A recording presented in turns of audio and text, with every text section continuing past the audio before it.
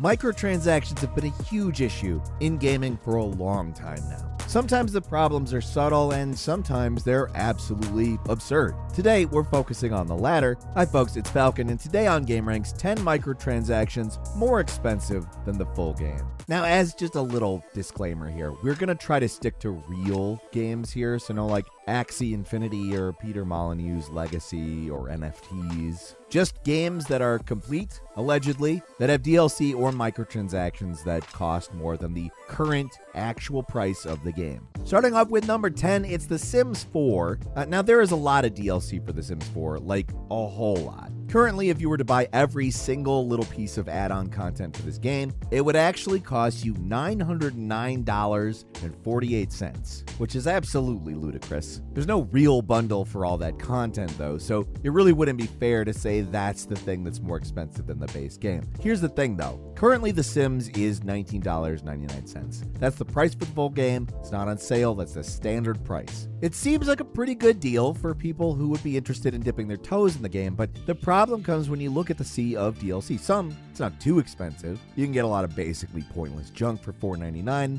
and some more substantial add-ons for $19.99. But the expansions, the things that add major features for the game, those are $40 a piece. $40 each. I guess that would be understandable if it was only like one or two, but there are 11 because it's EA. Why wouldn't it be 11? So just getting the 11 expansions alone would cost you $439, which is, to put it bluntly, a ridiculous price for a complete game. Of course, the game and its add-ons tend to go on sale a lot, so you're not forced to buy everything at full price, but the DLCs only get marked down to like 50%, so you're still paying over $200 to get all the expansions. Basically, every major add-on for The Sims 4 costs more than the regular game. And if you ask any avid Sims player, they're likely to tell you that a few of them are actually essential to enjoy the game. Like, you know a game has too much DLC when they start offering a subscription model to mitigate the costs. EA just wants to give you the full Sims experience. Now pay the rent on your virtual apartment. Like, for real.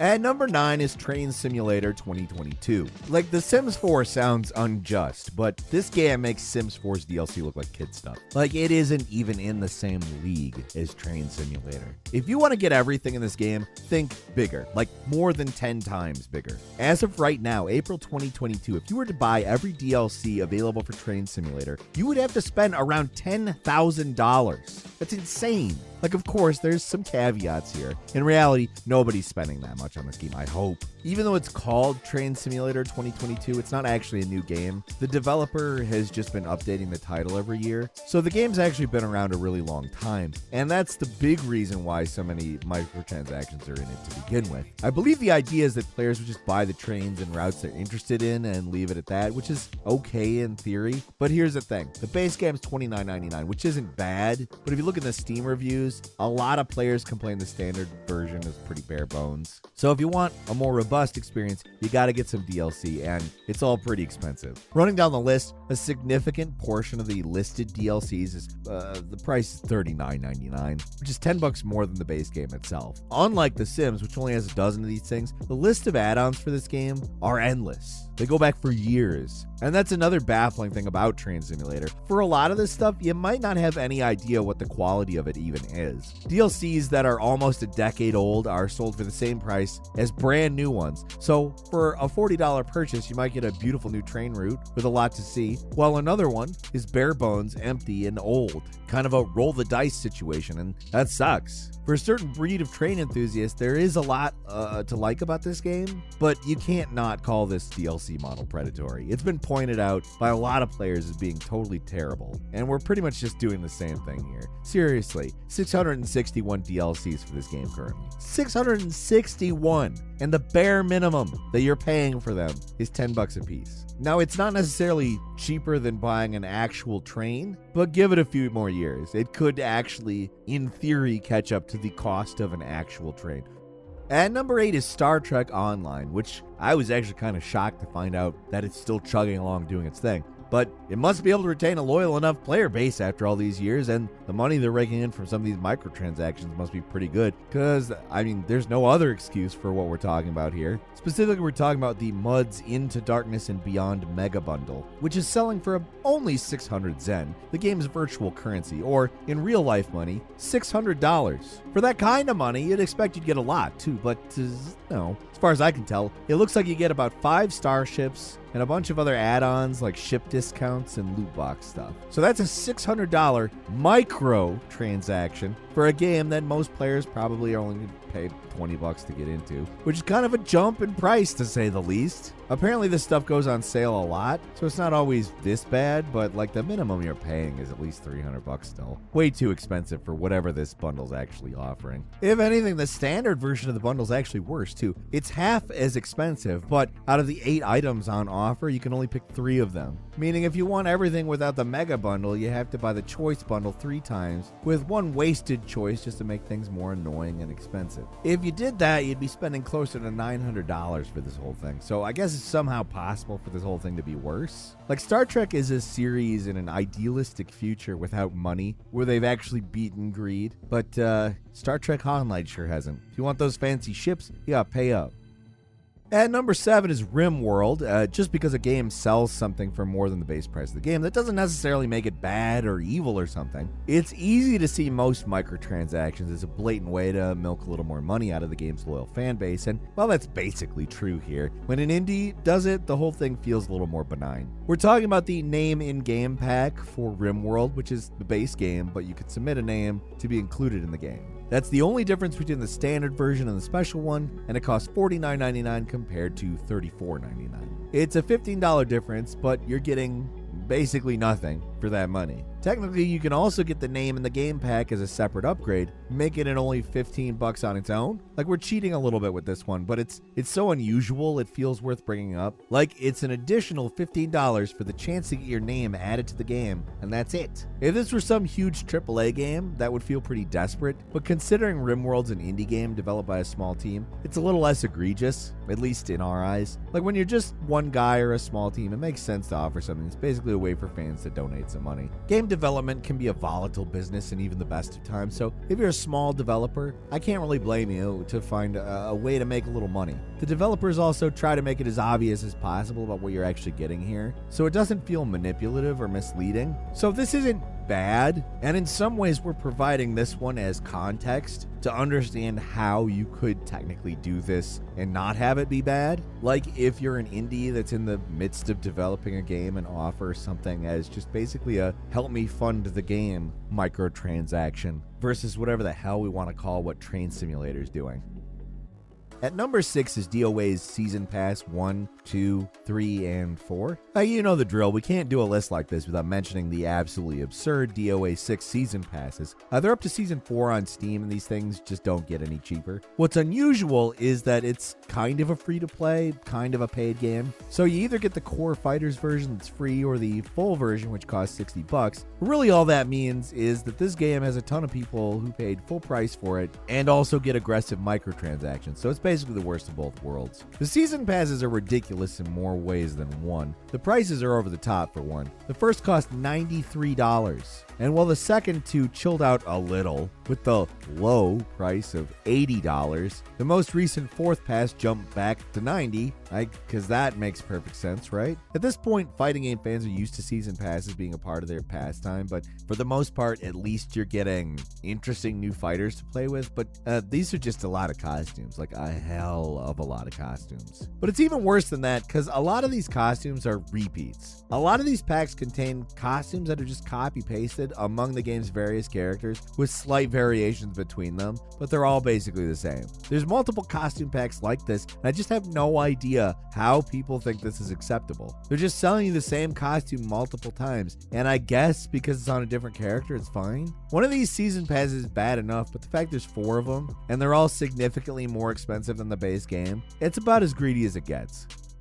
And number 5 is Microsoft Flight Simulator, a game that sells itself as a serious simulation experience, and if you really want to get into the game, there are a ton of options available for you. The game has a lot of aircraft and pretty much the entire world to play around in, but if you want everything the game has to offer, you're going to have to pay up. Individually, there's nothing more expensive than the base game. Like all the planes and landmark stuff, it's not wildly expensive, but you start packing it together, it gets high priced pretty quick. So while most of the stuff is sold individually, you can buy this premium edition upgrade for $84.99, $15 more than the regular game, and guess what? The base game is not included. It's an upgrade. Don't get too excited though, because as far as upgrades go, the feature list isn't that impressive. For the price you're paying, you get 10 additional aircraft and 10 enhanced airports. That is it. That's all you get. For airplane enthusiasts, there might be some exciting stuff here. I don't know. I am not an airplane enthusiast. Like, I'm a casual player, and there's nothing in this premium edition that seems worth the premium price to me.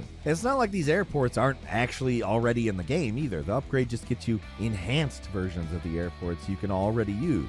I guess with the simulation Game Pass launch, they needed to get their money from players somehow, but this whole upgrade doesn't seem like the cost at all. If this is business class Microsoft Flight Simulator, I'm okay with Coach. It's fine.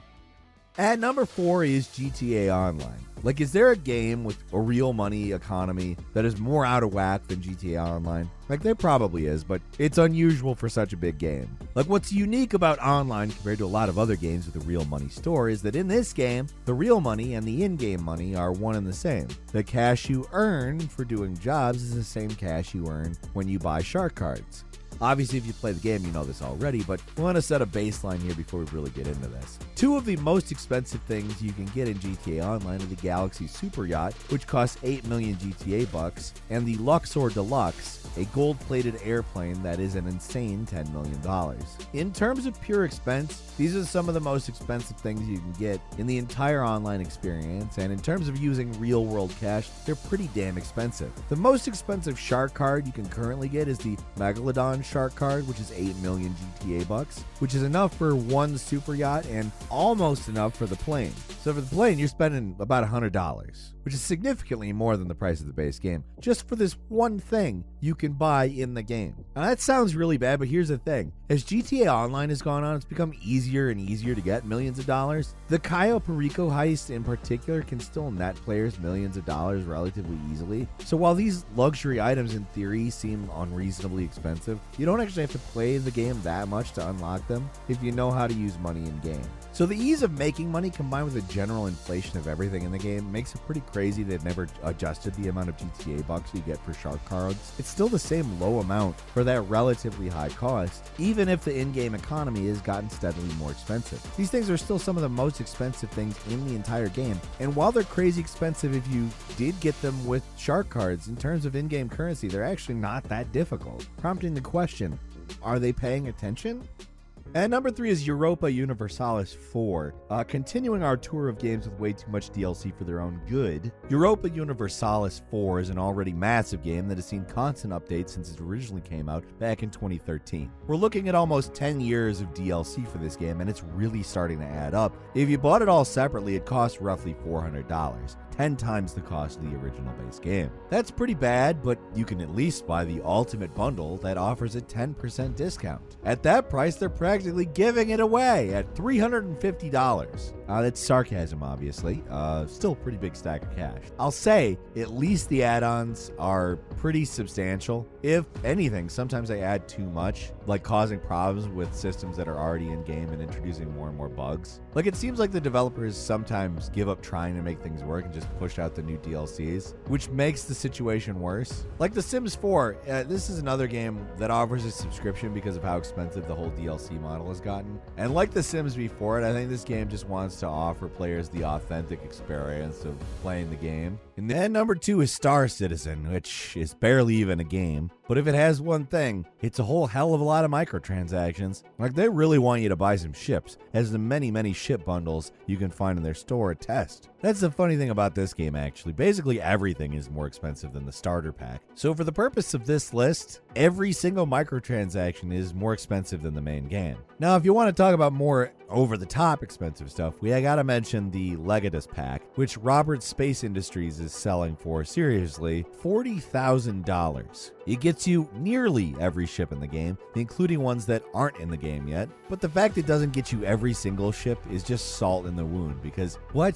$40,000? Come on. That said, it should not really come as a surprise with these guys. Even when you pay them a literal fortune, they're still pretty stingy. Back when the developers originally introduced the Legatus Pack in 2018, they defended themselves by saying this is what some players were asking for. And we'll be honest, there probably were some players actually asking for that. Still, when you sell virtual ships for the price of a used car, maybe things are starting to get a little excessive. The only reason this isn't at number 1 is because I think people know what Star Citizen is about at this point. It's ridiculous for sure, but not something we really want to dwell on more than we have to.